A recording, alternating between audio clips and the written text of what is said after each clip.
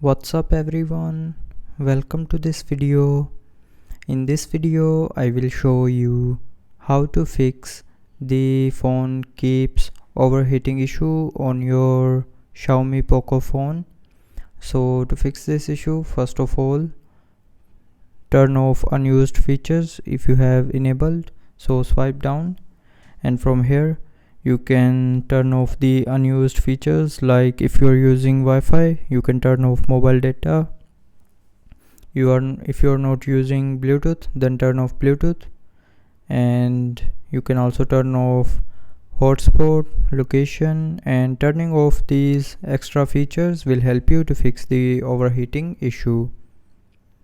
Now after turning off these features, if you are still facing the overheating issue, then open settings, tap on about phone, and from here tap on software version, and then it will automatically check for available updates for your phone's software. So if you have any update available, then update your phone to the latest version, and after updating, the overheating issue will be fixed. So that's how you can fix the keeps overheating issue on your Xiaomi POCO phone.